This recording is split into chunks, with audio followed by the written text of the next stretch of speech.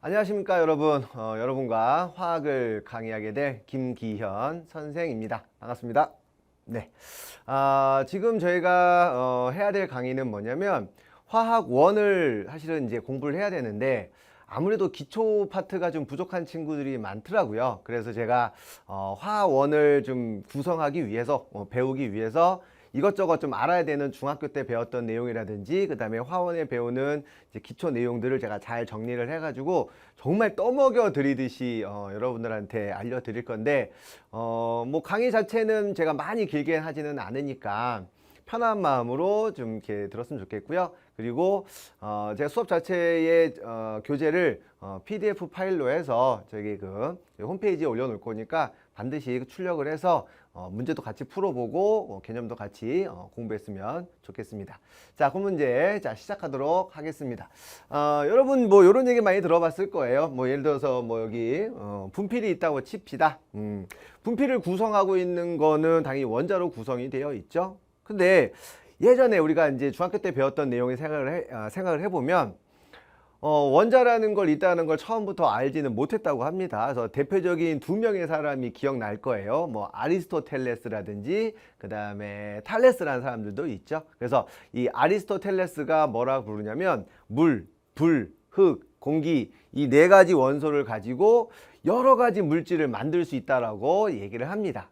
그러니까 그 내용이 한 2000년 동안 내려오거든요. 2000년이 넘죠. 그러면서 그 말을 믿은 수많은 사람들이 철을 금으로 만들려고 정말 많은 노력을 합니다. 우리가 연금술사라고 불리는 이런 분들이 일생을 바쳐서 철을 금으로 만들려고 노력을 하는데 결국 실패는 하죠. 왜 그러냐면 아리스토텔레스의 얘기는 원자의 개념이 없었으니까요. 그래서 우리는 연금술사들 때문에 어쨌건 이제 여러 가지 확인을 한 것도 있고 또 아이러니하게도 그 사람들은 일생을 바쳐서 열심히 노력은 했지만 화학의 큰 이제 발전을 하게 되는 그런 이제 힘든 사람이 되겠습니다. 그래서 보시면 자, 물질이라는 것은 자, 원자로 구성되어 있다는 것은 너무 유명한 얘기고요. 이 원자 내부에 자, 어떤 구성 물질이 있냐면 원자핵하고 전자라는 걸로 구성이 되어 있고 또 이 원자핵과 전자를 좀 더 확대해 보시면 나중에는 이제 뭐 쿼크 이런 것도 이제 배우게 될 거예요. 그래서 아마 이게 고1 친구들이라면 통합과학에서 배웠을 거고 더 어린 친구들이라면 이제 고1 통합과학 내용에서 공부하게 될 거니까 이렇게 좀 생각을 해보시면 될 것 같고 선생님이 수업을 진행을 하기 전에 선생님이 요 얘기는 꼭 해드리고 싶습니다. 어떤 얘기냐면 자, 우리가 우주의 첫 시작을 이제 빅뱅이라고 얘기를 하죠. 자, 우주의 첫 시작을 빅뱅이라고 이렇게 얘기를 합니다. 실제 빅뱅이 일어난 거 확인이 가능한가요? 불가능하죠. 실험으로도 불가능합니다. 그런데 이 빅뱅을 얘기한 사람이 그 가모프라는 사람인데 이 사람이 얘기를 했어요. 자, 여러분, 우주는 빅뱅에 의해서 이렇게 탄생을 했습니다. 그랬더니 그 수많은 과학자들이 되게 비웃었대요. 그래서 막 웃으면서 야, 제가 빅뱅이란다, 제 말도 안 되는 얘기한다, 되게 막 무시하고 그랬답니다. 그러다가 대표적인 뭐 증거 여러 가지를 찾아가지고 실제 빅뱅이 있었던 걸로 지금 추정을 하고 있는데 사실 선생님은 잘 모르겠어요. 나는 지구과학자가 아니니까 빅뱅에 대해서는 잘 모르겠으나 대신 확실한 건 현재 과학으로 알 수 있는 것 중에서 빅뱅이 가장 합리적이다. 어찌됐건 자, 우리가 빅뱅이 일어났다고 칩시다. 그럼 온 우주에 있는 모든 물질들이 다 만들어져야 되는데 그 온 우주의 기본 물질은 당연히 원자죠. 근데 원자가 바로 만들어지는 게 아니고 아주 기본이 되는 입자, 기본 입자, 옷을 입자, 미안합니다. 자, 이상한 개가 안 할게요. 자, 기본 입자들이 만들어져요. 그래서 이 기본 입자들이 결국에는 뭐 쿼크라든지 그 다음에 어쨌건 이 안에 전자라는 것들이 들어있거든요. 그래서 얘네들이 시간이 한참 흘러가지고 뭐가 만들어지냐면 원자라는 것들이 만들어집니다. 이 원자가 만들어지는 데까지 걸리는 시간이 얼마나 걸리냐면 약 38만 년 정도 걸린다고 우리가 예측을 하고 있어요. 그래서 이 화원을 하기 위해서 지금 무슨 얘기하고 있냐면 원자가 얼마 시간 동안 힘들게 만들어졌는지 그 얘기를 하고 싶었어. 그래서 원자가 뭡니까? 라고 하면 방금 얘기를 했는데 원자는 물질을 구성하고 있는 가장 작은 알갱이고요. 원자를 구성하고 있는 거는 원자 핵이라는 거랑 그 다음에 전자라는 걸로 구성이 되어 있습니다. 또 핵 속에는 자 보시다시피 양성자라는 게 있고요. 양성자. 오늘 유독 글씨를 못 쓰네요. 그 다음 자 중성자라는 것도 있습니다. 그래서 일반적으로 원자는 양성자, 중성자, 전자로 되어 있어요. 이렇게 얘기를 할 거예요. 뭐 어려운 말 아니니까 이해할 수 있을 것 같습니다. 자, 이 양성자, 중성자, 전자가 그러면 이제 모여서 막 원자가 바로 빵 이렇게 되는 게 아니고 38만 년 시간 흐르면서 뭐 합쳐지기도 하고 흩어지기도 하면서 결국에는 이제 원자가 만들어지는데 초기에는 수소하고 헬륨만 만들어졌다고 합니다. 그러면 선생님이 갑자기 이제 원자 얘기하면서 무슨 얘기로 넘어갈 거냐면 이거 물어볼게요. 우리가 기본적으로 주기율표는 외우고 있죠. 그래서 뭐 1번 수소, 헬륨, 리튬, 베릴륨, 붕소, 탄소 등등등 해서 한 20번까지는 외우고 있을 거예요. 그러면 이 원자를 표현하는 즉 원자의 이름이 원소거든요. 수소 원자가 있는데 야, 뭐 예를 들어서 뭐 원자가 뭐 이렇게 종류가 한 100가지가 있어요. 그냥 야 너는 너 원자, 쟤 원자 이렇게 얘기하는 것보다는 원자 번호를 이렇게 번호를 매겨서 얘기하는 게 편하거든요. 그래서 이름을 붙이고 원자 번호를 붙여가지고 원자를 구별합니다. 원자를 구별해서 얘기하는 거를 우리는 원소라고 얘기를 하면 되는 거예요. 물론 원소의 의미가 여러 가지가 있지만 기본적으로 여러분들은 자꾸 반말이 나와요. 이렇게 현강하는 느낌이어서. 그래서 원소라는 거는 원자의 종류를 이름 붙이는 겁니다. 이렇게 생각하시면 돼. 그래서 수소, 헬륨 뭐 등등등이 있습니다. 뭐 어려운 내용은 아니니까 이해할 수 있을 것 같아요. 그러면 자, 뭐 주기율표를 선생님 지금 뭐 1번부터 20번까지 적을 건 아니고 한번 이제 물어보는 게 이제 그걸 물어보는 거야. 우리가 주기율표를 하면서 원자 번호라는 걸 얘기를 할 거거든요. 그럼 원자 번호를 매기는 어떤 기준이 있었을 거야. 예를 들면 원자가 큰 순서로 매겼는지 아니면 원자가 무거운 순서로 매겼는지 여러 가지 기준이 있었을 건데 여러 가지 실험을 해보다 보니 빨리 버벅거리죠? 해보다 보니 뭘 알게 됐냐면 양성자 개수로 원자 번호를 매기고 종류를 결정하는 게 제일 편하다는 걸 알게 됐습니다. 선생님이 그 원자 얘기를 할 때 자 나트륨 예를 되게 많이 들거든요. 자 나트륨 요렇게 Na 소듐이라고 부르죠. 보통 왼쪽 위에 이렇게 숫자가 이렇게 적혀 있습니다.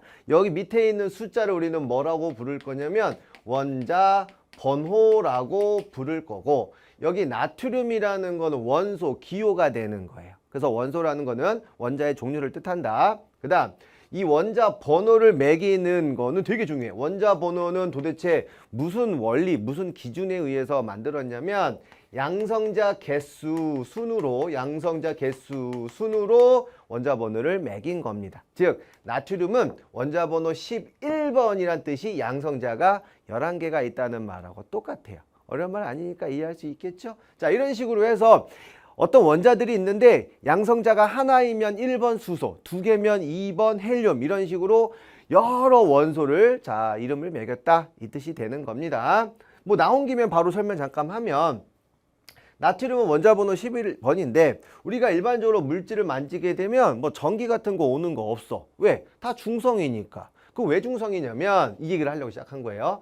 양성자는 기본적으로 플러스 전하를 띠고 있습니다. 좀 편하게 얘기합시다. 플러스 전기를 띠고 있어. 그래서 양성자는 플러스 전기를 띈다는 걸 보통 이렇게 그림을 그릴 거예요. 그래서 이 양성자 하나를 뜻하는 겁니다. 그 다음 중성자는 아무런 극도 띠고 있지 않아서 내가 이렇게 표현할 거야. 그 다음 전자선생님이 그냥 대충 이렇게 그림을 그리면 이게 양성자고 이게 중성자고 전자다 이렇게 좀 이해를 해 주시고 이렇게 쓰자마자 바로 우리는 뭘 확인할 수 있냐면 선생님 11번이니까 양성자 수가 11개란 뜻인가요? 네 맞습니다. 그래서 양성자가 11개 있어요 이렇게 쓰시면 돼요. 어렵지 않지. 그 다음 어떤 물질을 만지게 되면 뭐 정전기 같은 거를 제외하고는 다 중성이래. 그 얘기는 플러스가 11개 있으면 당연히 마이너스 극을 띤 물질도 11개가 있어야겠지. 당연한 거죠. 오케이. 어렵지 않습니다. 그 다음 나온 김에 또 설명할게요.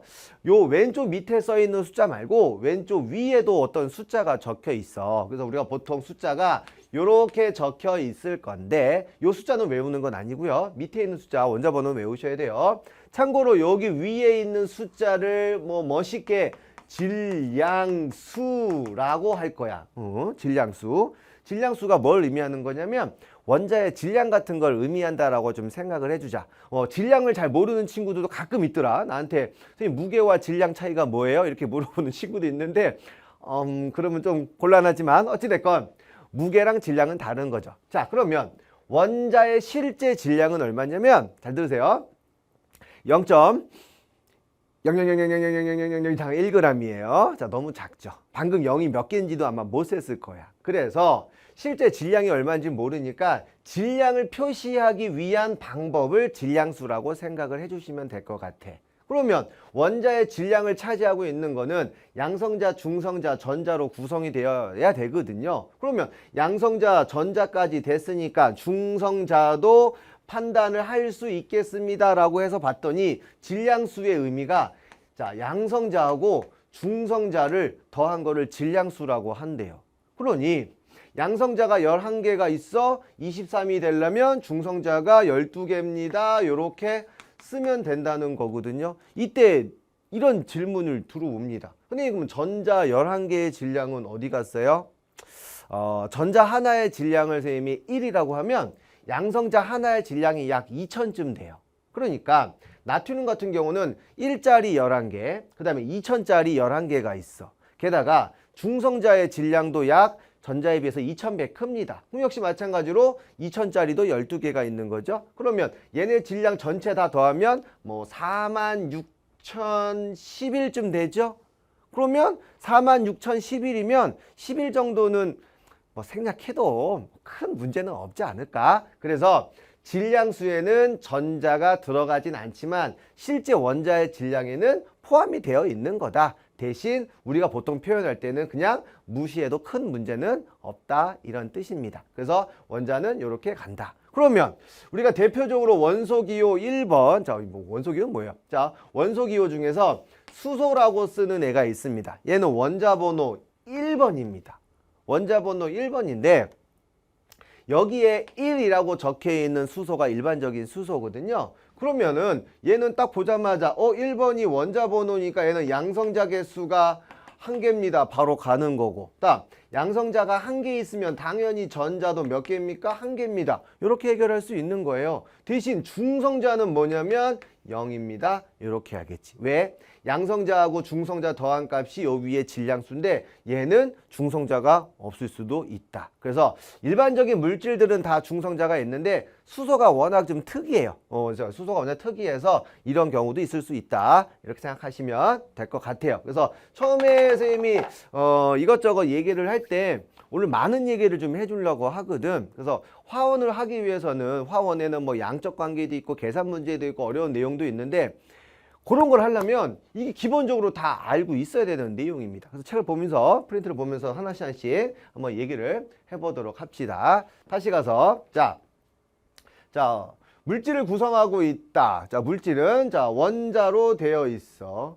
오케이. 그래서 원자를 확인해 보면 원자핵과 전자가 있고 원자핵 속에는 양성자가 있고 양성자나 중성자는 우리가 쿼크로 구성되어 있다. 어려운 말 아니죠? 다음 원소. 자, 정의는 물질을 이루고 있는 기본 성분이랍니다. 자, 기본 성분이란 말이 뭐야? 나는 이렇게 쓰지 않고 뭐라고 할 거냐면 종류를 뜻한다라고 생각을 해볼게요. 자, 원소는 그냥 종류의 의미다라고 생각했으면 좋겠습니다. 특징, 더 이상 자 다른 물질로 분해되거나 다른 원소로 바뀌지 않는다. 뭐 당연한 거죠. 오케이. 자, 얘는 여러 가지가 있으니까 한 번씩 봤으면 좋겠습니다. 자, 그 다음 자 원소 기호는 다 알고 있을 거야. 선생님이 이렇게 쭉 적어놨는데 선생님이 사실을 주기율표로 좀 적어주고 싶었어요. 근데 주기율표를 적게 되면 딸랑 1번부터 20번까지 밖에 애들이 잘 안 외우더라고. 1번부터 20번까지가 제일 중요한 건 맞는데 여기 있는 거는 매번 나오는 것들이니까 꼭 좀 기억해 주셔야 돼요. 그래서 수소, 헬륨, 붕소, 탄소, 질소, 산소, 플로린, 아이오딘 등등등등등. 이거는 우리가 화원은 물론이고 뭐 물이든 뭐 생물이든 생명과학이죠. 근데 지학이든 이제 그런 거에서 항상 나오는 기호들이니까 여러분들이 힘들더라도 시간 투자해서라도 외우셔야 되고, 혹시 원소기호 그 1번부터 20번까지 안 외우고 있는 친구들은 순서대로도 꼭 좀 기억을 했으면 좋겠습니다. 여기까지가 이제 1페이지 내용이었고요. 자, 2페이지 넘어가도록 하겠습니다. 오케이. 자, 2페이지 가면 선생님 이제 이 얘기를 하려고 했는데, 여기 이제 분필이 있어.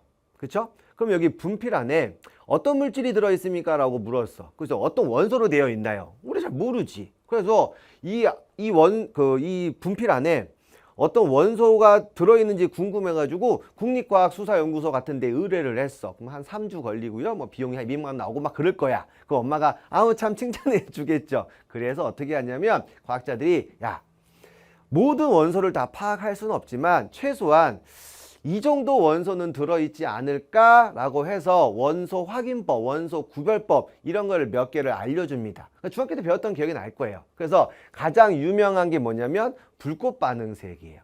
그래서 이 물질을 태워보는 겁니다. 태워보면 일반적으로 불은 빨간빛하고 파란빛만 생각을 하는데 뭐 노란빛을 날 수도 있고요. 약간 주황빛을 낼 수도 있어. 그게 왜 그러냐면 그 안에 들어있는 어떤 물질 때문에 그러는데 그 물질에 따라서 특별한 색깔이 나오고 있는 게 있어. 지금 PPT라 영상이 색깔이 잘 안 보일 수도 있어요. 그래서 뭐 이름 밑에 적어놨으니까 자, 그 중에서 자, 리튬은 빨간색, 나트륨은 노란색, 칼륨은 보라색, 구리는 청록색, 칼슘은 주황색. 요거는 좀 알고 있는 게 좋습니다. 이 뜻이 뭐냐면 얘를 태웠는데 만약에 빨간색 불이 올라왔어. 그러면 리튬이 들어있을 수 있겠다. 바꿔 말할게. 나트륨이 들어있다 그러면 노란색 빛이 나오겠다. 이렇게 판단한다 이 뜻입니다. 그래서 원소가 들어있는지 안 들어있는지 확인할 수 있습니다. 이게 원소 구별법 중에서 불꽃 반응색이라는 거예요. 이게 화원에 나옵니까? 시험 문제는 절대 안 나오죠. 근데 문제 속에서 녹여 있어. 그 문제 속에 녹아 있는데 이게 기억이 안 나. 잘 모르겠어. 그럼 또 뒤틀리는 상황이 생기는 거야. 선생님이 되게 고민을 많이 해서 자, 커리를 짰으니까 잘 따라왔으면 좋겠어. 오케이.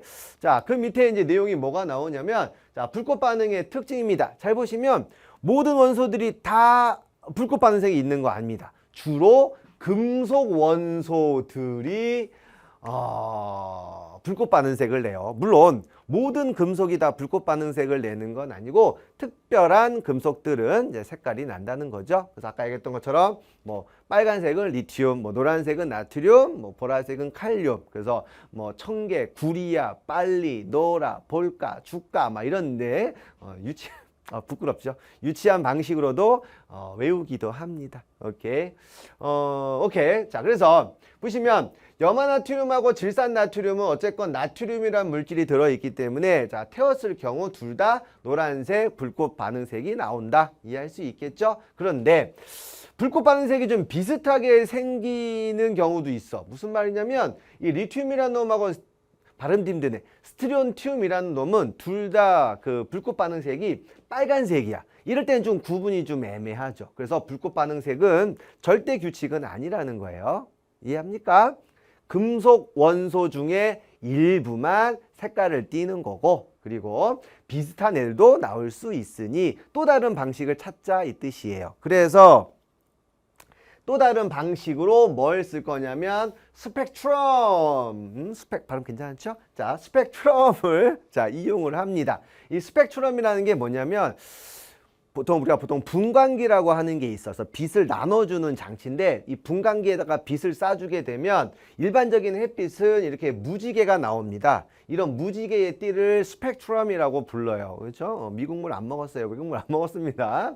자, 스펙트럼이라고 하는데 이 스펙트럼이 무지개처럼 연속되어 나오면 연속 스펙트럼이라고 부르고, 띠로 나오는 게 있어. 선으로 나오는 게 있다. 그런 걸 우리는 선 스펙트럼이라고 부릅니다. 그런데 이 선 스펙트럼도 원래는 종류가 두 가지가 있어. 뭐가 있냐면 요 무지개 빛 중에서 일부만 까맣게 보이는 그런 스펙트럼이 있거든요. 걔네를 우리가 뭐라고 부르냐면 흡수 스펙트럼이라고 부르고, 까만 종이에 뭐 빨간색 빛, 뭐 이렇게 뭐 빨간색 선, 뭐 노란색 선, 파란색 선, 뭐 이렇게 나오는 거를 우리가 뭐라고 부를 거냐면 방출 스펙트럼, 방출 스펙트럼 이렇게 자 부릅니다. 근데 보통 경우 화학에서는 우리가 요 방출 스펙트럼을 주로 얘기하는 거니까 요 흡수 스펙트럼 같은 경우는 아마 지구과학 파트로 넘어가게, 지구과학에서는 아마 그 내용을 배우는 걸로 알고 있는데 그때 가서 살짝 한번 얘기를 해봤으면 좋겠어요. 그러면 이 스펙트럼을 가지고 뭘 이용을 하냐면, 자, 자, 보세요. 지금 리튬하고 이 스트론튬이 있는데 분명히 둘은 다른 원소야. 다른 원소인데 붉고 빠른 색은 빨간색이에요. 그래서 그 빨간색 빛을 분광기라고 하는 장치에 통과해서 나온 스펙트럼의 결과입니다. 그랬더니 리튬하고 스트론튬의 요 선 위치라든지 개수라든지 굵기라든지 이런 게 조금씩 차이가 생기죠. 이런 걸 통해서 다른 원소라는 걸 구별할 수 있다는 거야. 지금 하는 거 잘 잠깐만 복습을 잠깐 하시면 여러분, 우리가 원자에 대한 개념을 하기 위해서 지금 하고 있는 건데, 원자를 종류를 우리가 정하는 거는 양성자수란 말이야. 양성자수에 따라서 원자 번호를 매기고 원자 번호에 따라서 기호를 매긴 게 원소입니다. 그래서 원소를 구분하기 위해서 붉고 빠른 색하고 그 다음에 여기는 스펙트럼 이용을 한 거예요. 어려운 말 아니니까 이해할 수 있을 것 같습니다. 이게 현강이었으면 이쯤 됐을 때 자 질문 이렇게 할 건데 우리가 아니에요. 지금은 이제 강의를 찍고 있는 상황이니까 이렇게 하고 넘어가도록 할게요. 자, 그래서 이제 A 파트 2페이지에 있는 자 내용까지였고요. 이제 3페이지에 있는 실제 원자 배운 거 복습 한번 해보도록 할게요. 자, 잠깐만 이거 확 넘어갔네요. 잠깐만, 이게 확 넘어가면 안 되지. 자, 거기에 보시면 자 3페이지에 자 원자 개념의 변천 과정이라고 해가지고요. 아리스토텔레스랑 그 다음에 데모크리토스의 입자설 요런 거 자 얘기를 해놨으니까 봐두시고, 그 다음에 아까 이 아리스토텔레스하고 그 다음에 데모크리토스의 입자설 같은 경우는 사실 고대 사람입니다. 뭐 소크라테스 이때 이런 사람들이에요. 그래서 시간이 2000년 동안 내려오면서 이제 중세에서 근대 넘어오면서 과학이 큰 이제 발전을 하게 되거든요. 그 역할을 했던 게 아까 누구라고? 연금술사라고 했죠. 그런 연금술사들이 막 여러 가지 법칙들도 발견하고 합니다.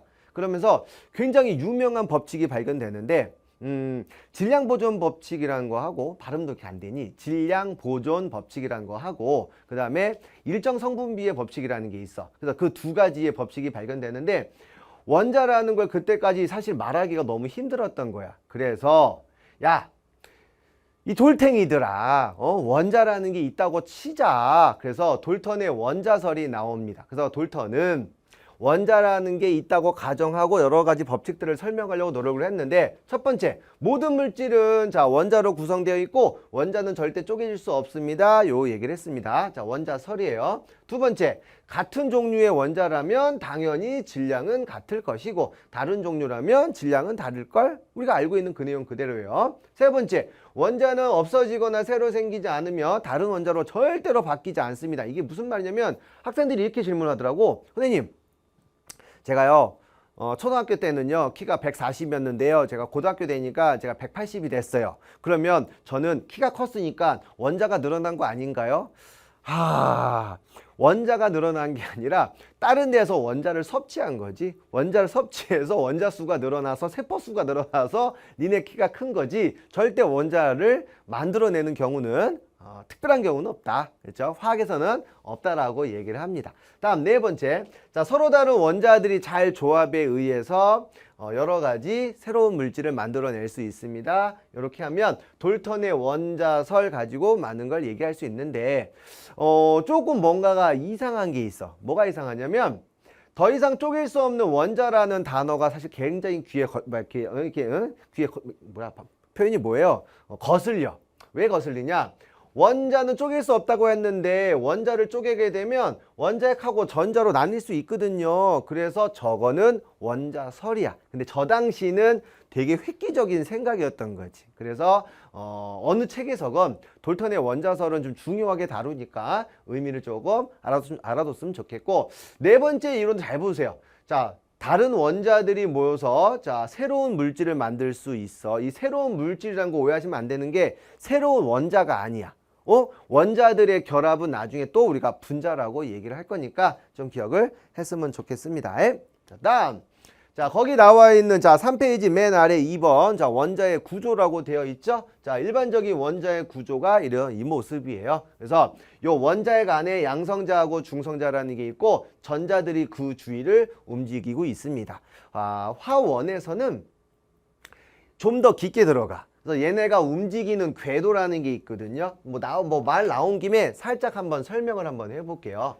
자, 아까 선생님이 나트륨 원자 같은 경우는 자, 원자 번호 11번이랬어. 자, 원자 번호 11번이라는 얘기는 양성자가 11개 있다는 뜻이겠죠. 그럼 양성자가 11개 있는 원자핵 주변에 전자가 11개 있어야 되는데 그 전자 11개가 동시에 막 이렇게 움직이는 게 원래 아닙니다. 어떻게 움직이냐면 각자의 궤도 같은 걸 갖고 있어요. 이걸 이제 화원에서 배우게 되는 거야. 그러면 첫 번째 껍질에 두 번 껍질에 이런 껍질마다 전자의 개수가 무작위로 들어가는 게 아니라 규칙이 있습니다. 첫 번째 껍질에는 전자가 2개가 가능하고요. 그 다음부터는 8개까지 가능합니다. 이 다음은 더 증가하는데 안 배워서 첫 번째, 두 번째, 세 번째까지만 기억을 해두세요. 그래서 자, 이렇게 껍질에 첫 번째는 2번, 2개, 그 다음에 두 번째, 세 번째 이렇게 8개씩 전자를 갖게 되는 거를 무슨 규칙이라고 부를 거냐면 옥텟 규칙이라고 부를 거예요. 화원에 다 나오는 중요한 내용이야. 옥텟 규칙, 옥타브, 옥토퍼스. 어떤 숫자가 떠오르나요? 그렇죠? 8이라는 숫자가 떠오르죠? 8명의 친구 이야기 뭐 이런 말 한대요. 그래서 8우설 꼭 옥텟 규칙까지 기억을 했으면 좋겠습니다. 기본적인 원자 구조 이렇게 그림을 그리지만 여기 있는 전자가 나름 규칙이 있어. 배열이 있다. 이런 것도 알아뒀으면 좋겠어요. 오케이. 자, 그래서 그 다음 쪽에 보시면 자, 이 원자의 특징에 대해서 얘기를 하고 있습니다. 자, 원자는 아까 얘기했던 그대로 갈게요. 한 원자에서는 원자핵 속에 있는 플러스 값, 무슨 말이냐면 양성자 개수와 그 다음에 전자의 전하량, 전자의 마이너스 전하량, 자, 전자의 개수와 반드시 같아야 돼요. 원자라면. 그래야 중성이 되겠죠. 두 번째, 종류에 따라서 원자핵의 전하량이 다르다. 얘기했죠? 양성자 개수가 다르다. 어렵지 않습니다. 그 다음 지름이 1억 분의 1cm로 매우 작아서 우리는 사실 그림 그리기가 너무 힘들어. 그래서 어떻게 하냐면 모형으로 자꾸 나타낼 거야. 그래서 내가 계속 아까 원자를 동그라미로 그리고 했던 게 어쩔 수 없이 모형으로 표현을 한다는 겁니다. 어렵지 않죠? 이렇게. 자, 그래서 밑에 보시면 원자 모형 해서 헬륨, 리튬, 산소 이렇게 나올 거야. 빨리 얘네 원자 번호 기억하셔야 돼. 헬륨은 원자 번호 2번입니다. 리튬 원자 번호 3번이에요. 산소 원자 번호 8번입니다. 그러니까 양성자 2개 있으니 전자도 2개 있어야 돼. 바로 이해되죠? 자, 리튬 원자 번호 3번이에요. 양성자 3개 있어야 돼요. 당연히 전자 3개 있어야 돼요. 오케이? 다음. 산소 원자 번호 8번이니까 양성자 8개 있어야 돼. 당연히 전자 8개 있다. 이렇게 가는 거야. 어렵지 않죠? 선생님은 정말 쉬운 강의를 하려고 지금 준비를 한 상태니까 편하게 얘기를 하면 될 것 같아요. 자, 여기까지 해서 일단 선생님이 뭐 했냐면 원소, 그 다음에 원자까지 얘기를 했어. 우리가 오늘 분자하고 이온까지는 좀 공부를 좀 하셔야 됩니다. 그래서 다음 내용이 뭐냐면 이제 분자로 넘어가도록 하겠습니다. 자, 요거 좀 지울게요. 자, 요거는 이쁘게 지워서 얘기를 할 거야. 오케이. 선생님은 분자를 설명을 할 때 요렇게 꼭 얘기를 여러분한테 드립니다. 자, 보세요. 한다. 자, 수소 기체가 요렇게 있다라고 칠게. 수소 기체. 그럼 수소 기체는 수소 원자 하나로만 구성될까요? 그러지는 않겠죠. 수소 기체는 어떻게 생겼냐면 수소 원자 2개가 붙어 다니는 애야. 그러면 수소 원자가 2개가 붙어 다니는 수소 기체는 우리가 H2라고 이렇게 적을 거거든요. 즉 원자 2개가 뭉쳐서 뭐 되냐면 세트를 구성하고 있어. 우리는 이 세트를 뭐라 부를 거냐면 분자입니다. 이렇게 얘기하는 거야. 그래서 분자를 화학식으로 썼으니까 뭐라 부를 거냐면 분자식이라고 부르는 거지. 당연한 거죠. 그 다음에 여기 선생님이 자 물을 이렇게 합시다. 물은 어떻게 생겼냐면 산소 하나에 수소 두 개가 이렇게 묶여 있는 세트야. 그러면 이렇게 그림을 매번 그리기 힘드니까 분자식으로 H2O 이렇게 적는다. 어려운 말 아니니까 이해할 수 있을 거예요. 그래서 선생님이 대부분의 자연계에 존재하는 물질들은 대부분이 다 분자로 존재를 해. 물론 분자가 아닌 것도 많습니다. 근데 화원에서 배우는 것 중에서 분자가 제일 많아. 그래서 분자식을 이렇게 쓸 건데 최소한 분자의 의미는 세트다. 이 정도는 좀 알아뒀으면 좋겠습니다. 그럼 예를 한번 들어볼게요. 자, for example. 자, 예를 들어서 H2O 분자가 자, 이렇게 쓰여 있다고 칠게요. 그러면 얘는 H2O 분자가 3개 있습니다. 3세트 있습니다. 그래서 분자는 세트의 의미라고 생각을 해줬으면 좋겠고, 그 다음 H2O는 결국 어떤 원소로 구성되냐면 얘는 수소라는 원소와 산소라는 원소로 구성되거든요. 그래서 원소는 2개 혹은 2 종류로 구성됩니다. 이렇게 쓰시는 게 더 편해요. 그 다음 여기 안에 원자가 몇 개 있습니까? H2O라는 거는 산소 하나에 수소 2개가 묶여진 세트거든요. 요 세트가 3세트가 있어. 3개가 3세트 있는 거니까 원자 전체는 몇 개입니까? 9개가 있습니다. 이렇게 가시면 되는 거야. 꼭 기억하세요. 원소, 원자, 분자는 반드시 구분해서 네가 좀 찾을 수 있어야 됩니다. 자, 분자 넘어갈게. 자, 분자. 독립된 입자로 존재를 합니다. 자, 물질의, 자, 보세요. 성질을 나타낸 것 중에서 가장 작습니다. 물 중에서 제일 작은 건 물 분자야.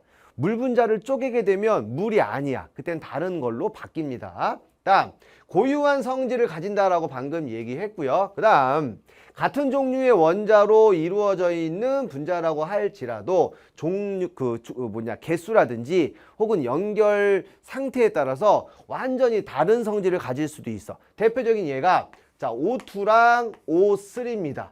O2는 산소죠? O3는 오존이다. 오존. 얘는 산소 기체고 얘는 자, 오존이다. 오존. 똑같은 산소로 되어 있는데 산소는 사람이 살아가는데 큰 도움이 되는 당연히 필요한 물질인데 오존은 사람이 이렇게 호흡기로 하게 되면 좀 위험하대요. 들어봤죠? 한여름에 오존주의보라고 막 얘기를 하잖아. 그래서 그런 거 우리가 하게 되면 호흡기 질환을 일으킬 수 있기 때문에 전혀 같은 점이 없다는 겁니다. 또 이렇게 했을 때 내가 가끔 이렇게 얘기하거든요. 다이아몬드라고 들어봤죠? 다이아몬드는 탄소로 구성됩니다. 연필심, 흑연 이런 것도 탄소로 구성돼요.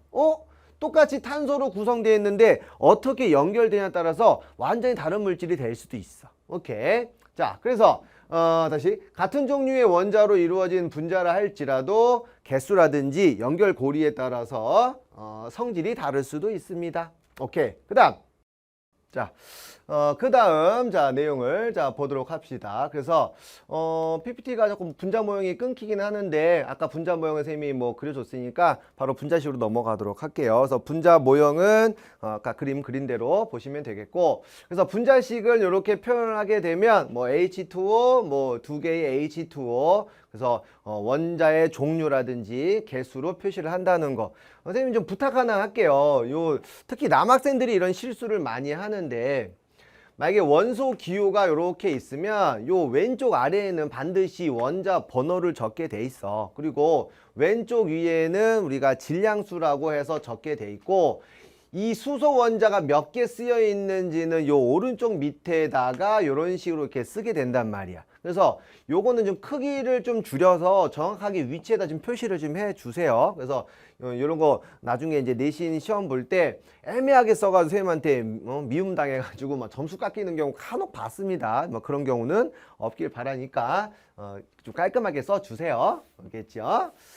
자, 그래서 분자식 O 눈에 많이 익혀 두세요. 자, H2 수소, H2O 물, 염화수소 우리가 염산이라고 불리는 물질이죠. 얘가 바로 염산 같은 거야. 염산이야. 물에 녹이면 염산입니다. 질소 N2 이산화탄소 CO2, 암모니아 NH3. 뭐 눈에 익히면 좋습니다. 산소 O2, 여기 오타가 있어서 일산화탄소인데 CO2라고 돼 있죠. 여기 있는 E는 생략해 주세요. 알겠죠? 그 다음에 메테인 가스에서 CH4. 이 정도는 대표적인 분자식입니다. 이렇게 보시면 될 것 같아요. 자, 그래서 이제 대망의 이제 이온에 대한 내용을 이제 시작을 할 건데, 자, 여기서 좀 집중해서 들으셔야 돼. 자, 선생님은 여기 파트가 제일로 중요하다고 여러 번 얘기를 합니다. 자, 갈게요. 자, 우리가 이온을 공부를 할 때 선생님은 이렇게 얘기를 하거든요. 자, 어떤 원자에서 전자를 얻을 수도 있고 잃을 수도 있다라고 한번 해봅시다. 그럼 원자 자체는 중성이잖아. 그럼 중성인데 전자는 마이너스 극을 띤 입자거든요. 그러면 원자가 중성이었는데 마이너스를 얻었어. 그럼 마이너스를 얻게 되면 마이너스가 많아지는 거잖아. 마이너스가 많아지는 입자를 우리가 뭐라 부를 거냐면 음이온입니다. 이렇게 얘기를 하는 거예요. 또한 전자를 만약에 잃었어. 전자를 잃었으면 다시 전자 잃었으면 마이너스가 사라진 거니까 그럼 플러스가 더 많아진 거잖아. 이렇게 플러스가 많아진 입자를 우리가 뭐라 부를 거냐면 양이온입니다. 이렇게 얘기를 하는 거야.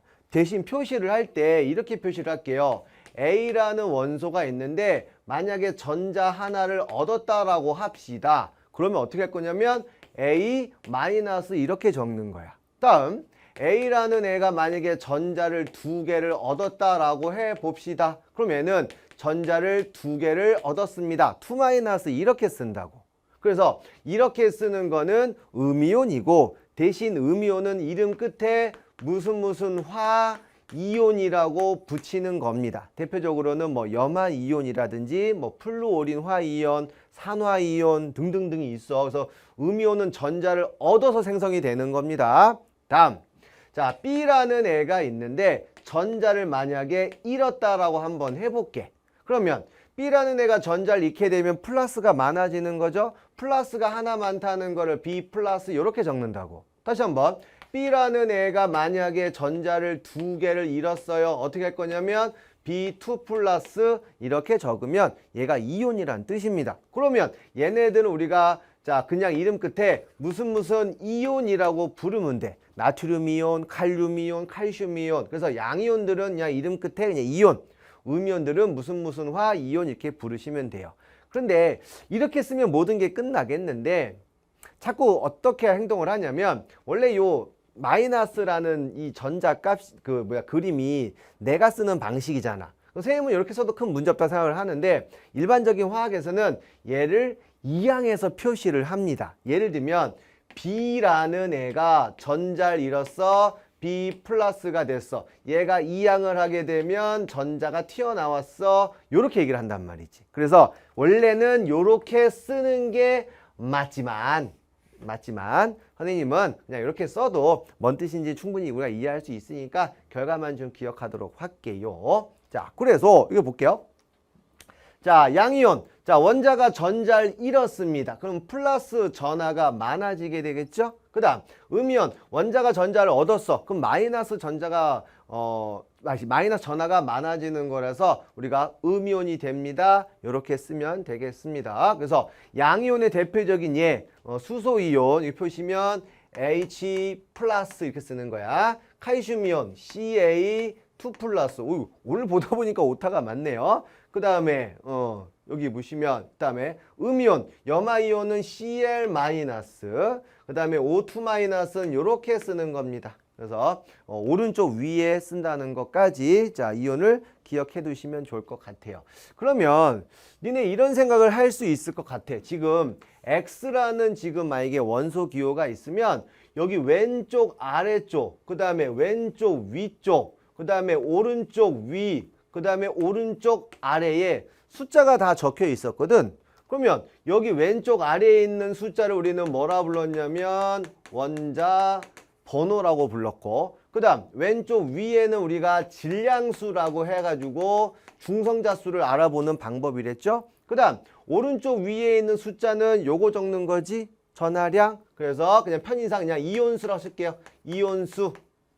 뭐 플러스 1간지 마이너스 1간지 그 다음에 오른쪽 밑에 있는 숫자는 뭐냐면 자 아까 산소가 O2였고 O2 산소는 O2 그 다음에 오존은 O3였죠. 그래서 얘네들의 개수를 적는 거야. 그래서 오른쪽 밑에 있는 건 뭐냐면 얘네 구성하고 있는 원자 개수를 정하는 방식입니다. 그래서 기본적으로 요 네 가지 방향에 뭘 표시하는지는 이제 확실히 알았으면 좋겠다는 거죠. 오케이. 자, 이제 이온까지 했어. 우리가 오늘 뭘 배웠냐면 원소, 원자, 분자, 이온까지 했습니다. 그 밑에 하나만 하고 아니 한 두 개 남았네요. 그 두 개만 하고 자, 정리를 할 건데 자, 그 밑에 요거는 좀 심한 내용으로 많이 나오게 됩니다. 화원의 4단원의 그 중화반응이라는 단어하고 이제 단원이 있는데 그 중화반응에서 자꾸 학교 선생님들이 앙금 관련된 문제를 툭툭툭 이렇게 내시는 선생님들이 계셔가지고 요거 설명 안 하고 갔다가는 나중에 애들이 되게 힘들어지더라고. 자, 이게 무슨 말이냐면 자 보세요. 만약에 어떤 두 개의 수용액이 있어. 한 수용액에는 만약에 은이온이 녹아있다고 칠게요. 또 다른 수용액에는 염화이온이 녹아있다고 칩시다. 그러면 당연히 이쪽에 음이온이 있을 것이고 이쪽에는 또 다른 양이온이 있었겠죠. 얘네를 섞잖아? 그러면 얘랑 반응해서 AgCl이라고 하는 고체 물질이 만들어진다는 거야. 대표적인 예를 잠깐만 적어드리면 또 지울까요?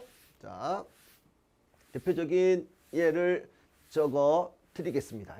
자, 우리가 보통 AgNO3라고 하는 질산은 수용액이라는 게 있어. 그 다음 HCl이라고 하는 자 염산, 염화수소 수용액이 있다고 칩시다. 여기 통 안에와 여기 통 안에 두 개를 섞을 거야. 그러면 여기 안에는 뭐가 녹아 있냐면 Ag 플러스라는 이온하고 NO3 마이너스라는 이온이 녹아 있습니다. 그 다음 여기는 H 플러스라는 이온하고 Cl 마이너스라는 이온이 녹아 있는데 얘네들을 섞잖아? 편의상 얘를 이렇게 부은다고 칩시다. 이렇게 부으면 여기 있는 Cl과 여기 있는 Ag가 만나서 뿌 보이시나? 뿌 이렇게 앙금이 생성이 된다는 거야. 그래서 앙금은 고체 물질을 만들어내는데 이 앙금이 어쨌건 교과전상에서 뭐 많이 나와봤자 한 4-5개만 알면 되거든요. 그래서 Ag 플러스랑 Cl 마이너스에서 AgCl, CaCO3 탄산 칼슘이라고 불러요. 그 다음 황산 바륨, 그 다음에 아이오딘화, 납, 그 다음에 황화, 구리 이런 것들이 있어. 그래서 얘네들은 어쩔 수 없이 좀 외워주셔야 된다. 이렇게 보시면 되겠습니다. 색깔까지 얘기를 하게 되면 보시면 다른 거는 다 웬만하면 자 흰색인데 요거 PbI2라고 하는 물질은 자 노란색이라고 되어 있죠. 노란색 앙금이 나온다. 그 다음에 여기 보시면 CUS, 뭐 PBS 이런 것도 있는데 어찌됐건 이런 건 다 검은색으로 앙금이 만들어진다. 예전에 지금이야 요새는 이제 과학 기술력이 많이 좋아져가지고 이제 그런 건 좀 없는데 한동안 수돗물을 한동안 안 먹었을 때가 있어. 그러니까 수돗물에 여러 가지 중금속이 들어있다 해가지고 잘 안 먹는 경우가 있어. 그럼 실제 중금속이 들어있는지 아닌지 매번 확인하기가 좀 힘들잖아. 그래서 뭐 하냐면 여기 수돗물을 퍼옵니다. 여기 수돗물을 퍼와가지고 여기다가 황기체를 통과시키는 거야. 그러면 여기에 PBS라고 하는 이게 황화납이라고 하는 물질이 이제 검출되거든요. 그러면 여기 납성분이 들어있다 해서 이온이 뭐가 들어있는지 확인이 가능하다는 거야. 쌤 말 이해되나요? 그래서 우리가 계속 뭐 하고 있냐면 결국 원소를 어떤 물질 안에 어떤 원소가 들어있는지 판단하는데 여러 가지가 도움이 된다는 겁니다. 그래서 개념은 선생님이 이렇게 자 이온의 확인까지 얘기를 했고 마지막 하나 7페이지는 7페이지에 있는 내용 자 확인만 하고 자 넘어갈게. 7페이지 갑니다. 많이 봤던 그림 중에 하나일 거예요. 무슨 말이냐면 우리가 어떤 물질을 이렇게 얘기를 한번 해볼게요. 자, 물질을 내가 분류를 할 거야. 예를 들면 전기 통하는 놈, 안 통하는 놈, 뭐 먹을 수 있는 놈, 먹을 수 없는 놈. 그 다음에 뭘까? 내가 좋아하는 거, 안 좋아하는 거? 이런 식으로 이제 여러 가지로 구분을 할 수 있는데, 일반적으로 화학에서 물질은 어떻게 할 거냐면 순물질하고 혼합물로 구분을 해요. 순물질이라는 게 쌤처럼 순수한 물질을 순물질이라고 하고, 혼합물은 그런 순물질이 섞여 있다는 거야. 대표적으로 흙탕물 같은 게 되겠죠. 흙탕물은 물, 모래, 뭐 진흙 이렇게 섞여 있잖아. 이런 거는 혼합물이야. 그래서 혼합물은 뭐 균일, 골고루게 섞여 있느냐, 골고루지 않느냐로 구분하는데, 화학에서는 여기서는 크게 배우는 거 없어. 우리는 뭘 기억할 거냐면 여기 파트를 집중해 주세요. 자, 선생님이 여기 파트 잠깐 설명하고 자, 개념 마무리를 할 겁니다. 그래서 오늘 수업은 여기 있는 개념 파트하고 그 다음에 여기 있는 이제 문제, 필수 문제를 풀어보는 걸로 할 거거든요. 자, 일단은 굉장히 중요한 물질을 선생님이 자, 순물질하고 그 다음에 화합물에 대한 내용을 얘기를 할 거야. 이 순물질 잘 보시면 여러분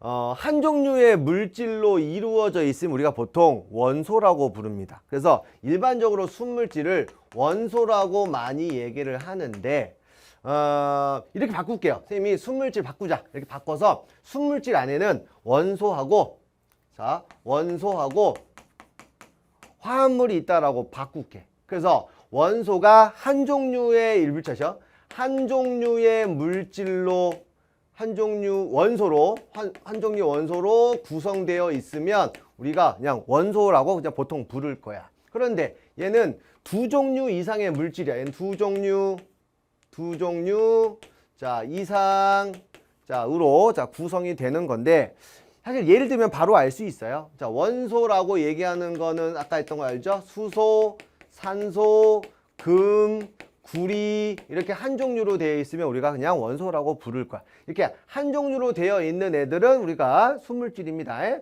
그 다음 두 종류 이상으로 되어 있는 화합물 순물질은 뭐가 있냐면 뭐 H2O 뭐 있을까? 뭐 HF 뭐 CO2 이렇게 두 종류 이상으로 되어 두 종류 이상의 원소로 구성되어 있으면 우리가 화합물이라고 부르는데, 얘네 두 개의 공통점이 있어. 무조건 순물질은 어떤 특징이 있냐면 보일링 포인트라 부르죠. 끓는 점이 일정합니다.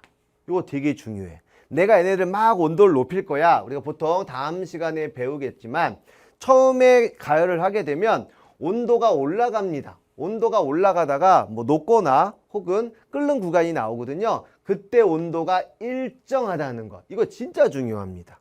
그래서 여기서 일어나는 일을 우리가 중학교 1학년 때 상태 변화라고 배우거든요. 그래서 순물질들은 화합물이든 원소든 반드시 요 끓는 점이 일정하다는 거야. 요것만 꼭 기억을 했으면 좋겠어. 그래서 지금 개념이 전체적으로 좀 부족한 친구들을 위해서 선생님이 뭘 한 거냐면 핵심적인 단어, 핵심적인 개념 반드시 알아야 되는 걸 선생님이 설명해 드린 거거든요.